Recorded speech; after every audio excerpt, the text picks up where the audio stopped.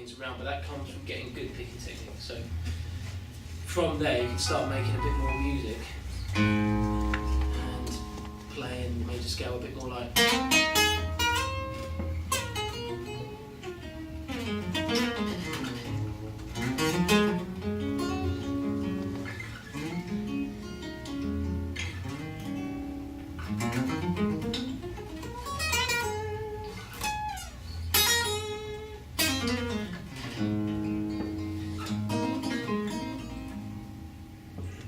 That's a couple of different techniques put together, but it's all kind of working on. Yeah, I don't know what you guys, if you study any theory here or if you do it. Do you have like a theory class here, or is it? No. Because I think that's something that opened up so much for me, like music-wise, was just learning how it's all put together. Mathematics and. Yeah, and for me, like I love all that. I went a bit crazy on the theory of it all. And, you know, if someone just shouts like 1, 6, 4, 5, that's like a really, you hear that chord sequence every day playing on the radio. But it's good to have those numbers in your head and know how to play them straight away and what are the popular ones, so you don't go too obvious when you're writing a song, for example, or you know, it's just really good to have all those things because it kind of pieces it all together. For me, it pieced it all together and it made the opportunities a lot clearer. But Mike has got that ears. I mean, I've been amazed where Joe's gone, right, I want to do this number tonight, like literally 5 minutes before I go on stage, and she'll play 30 seconds of an old, like Bobby Bland tune, which has got 5 or 6 chords in it, and like some 11th chords, and Mike goes, yeah, I got it.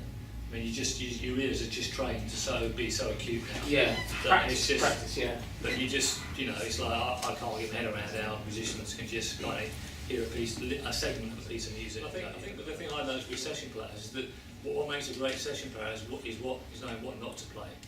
You get a lot of players who kind of want to show all their licks and all their chops and all their things. The great session players know when something really simple works. And it's not about how fast you can play, or there's a bit of that and how precise you play. Obviously, that's a bit of that. But sometimes it's just having great taste, isn't it?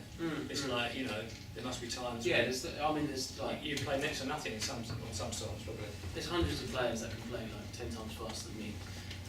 Do a million more things, but the reason that a lot of the time someone calls me up is because I'm very musical, so I bring something that someone who necessarily plays notes really fast won't bring. They won't know when to play it. It's like you're making up arrangements for them on the spot pretty much. Yeah. It's not about you, it's about them. Do you find that sort of, that you got that benefit, or you learned that from a lot of the jam stuff you did? Do you think that you developed a lot? That helps, that helps, definitely. And also just listening, like, it's about not being too blinkered, not being too focused on what you're doing, opening up your eyes to what everyone else is doing. Because when you listen to the music, knowing the music that you're playing, you know what's meant to be there. So if I'm, in pop music most of the time, someone's not going to be whittling all over the song. They're just going to be playing like a couple of chords. Sometimes that's all you got to play. And people get angry at you because you're in that position playing those 2 chords. But the point is that it's knowing what to do at the time, and that's the reason why you're there. It's not because there's so many other hundreds of people who can do exactly what you're doing. Yeah, and something but also having what often separates a good guitar player from a bad guitar player, in my world anyway, is time. It's not actually what they play, it's how they play it. And whether it's just slightly back or it's feel, basically. I think feel is something that, again, I don't know if you learn that, or I suppose you learn it, don't you? But often it's, for me, what makes a good guitar player is just their time. It's like where they just the millisecond where they place the note.